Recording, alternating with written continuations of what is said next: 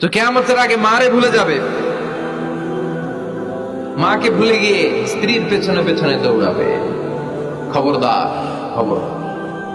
আপনি নামাজি হতে পারেন, মুসল্লি হতে পারেন, হাজী সাহেব হতে পারেন, কিন্তু মা যদি বদদোয়া দেয় আপনার সব শেষ, দুনিয়াও শেষ, আখিরাতও শেষ। মায়ের মর্যাদা বাবার চেয়ে 3 গুণ বেশি। হামালাতহু উম্মুহু, কারণ বাবা পেটে ধরে নাই, পেটে ধরছে কে? ওয়াহানান আলা ওয়াহান, 8 মাস 10 মাস এই বোঝাটা বাবা বহন করে নাই, করলো কে? ফিসালুহু ফি আমাইন, 2 বছর বাবা দুধ খাওয়ায়নি, দুধ খাওয়ালো কে?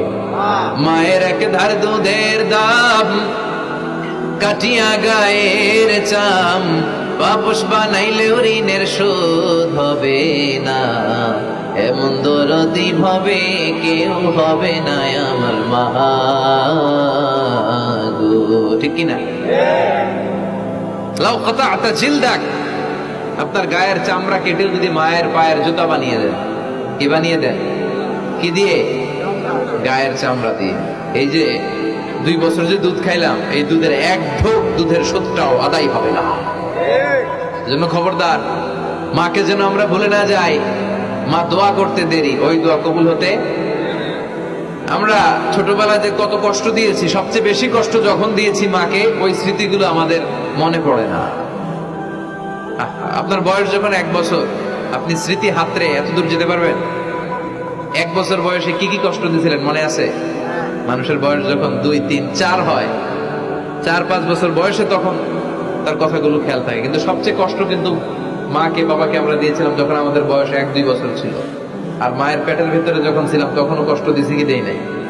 এক একটা লাথি যখন মেরেছি আমার মা বেহুশ হয়ে যেত।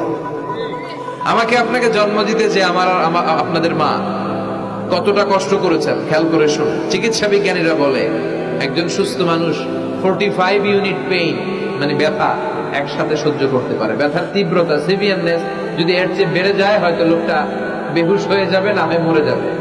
কিন্তু আমার আর আপনার মা আমাকে আর আপনাকে জন্ম দিতে যে ওই ডেলিভারি যখন দিয়েছিল, 57 প্লাস 57 ইউনিটেরও বেশি ব্যথা তিনি সহ্য করেছিলেন। যেটা কোনো অ্যাক্সিডেন্টে আমাদের দেহে প্রত্যেকের 206টা হাড্ডি, কোন সড়ক দুর্ঘটনায় আপনার দেহের 20টা হাড্ডি একসাথে টাস টাস করে ভেঙে গেলে যত ব্যথা, তার চেয়েও বেশি ব্যথা।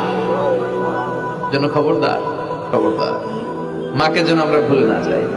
মায়ের দোয়া যেন নেই। কখনো যদি মায়ের সাথে বেয়াদবি করে থাকি, আমরা যেন মাফ চেয়ে নিই। রাজি আছি তো যুবকেরা? রাজি আছি সবাই? আমরা সবাই মায়ের দোয়া নিব। মায়ের দোয়া ছাড়া কেউ জীবনে সফল হতে পারে